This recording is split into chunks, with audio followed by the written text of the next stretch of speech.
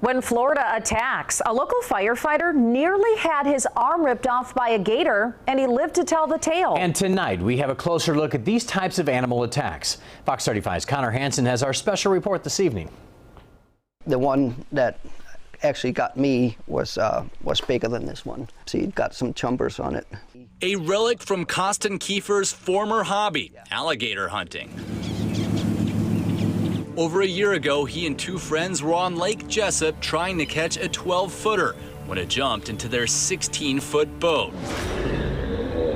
He got a hold of my arm, and then everything just kind of went south, and everything happened fast, and before I knew it, I could hear the skin rip and the bone crush in my arm, and luckily, he let go right after that, and I was able to keep my arm. As a firefighter and paramedic, he feared the worst. My first thought was that my life is over as I know it.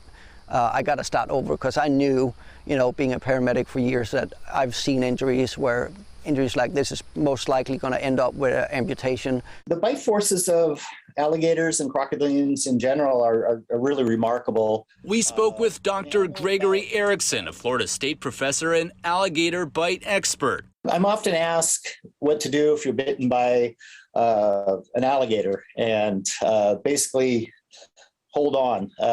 This animal's is probably going to go into a spin, potentially, causing dismemberment, things like that. Basically, there's not much you can do if one of these animals seizes your arm. You're kind of at the mercy of the animal. Erickson says you can try fighting back, but it's a myth that you can poke them in the eye to get free or pry their jaws open.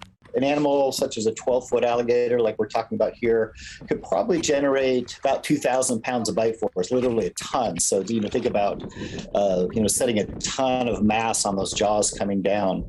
That's what an animal like that was capable of. After a year of surgeries and therapy, Costin Kiefer says his arm now has full function, allowing him to do everything he used to do as a firefighter. Once we get on calls where it takes everything, I'm in full. I don't even pay attention to my arm anymore. And I've kind of gotten used to working a little bit different with my arm and my hand, and it just kind of becomes second nature now. And while he hasn't hunted alligators since he nearly lost his arm, he has been back out on the water, even fishing for sharks. He's also planning a bear hunt. But that almost deadly encounter has changed his perspective. I've started taking a lot more vacation time, spending time with my family and my kids, and go out and explore the country and the world. In Lake County, Connor Hansen, Fox 35 News.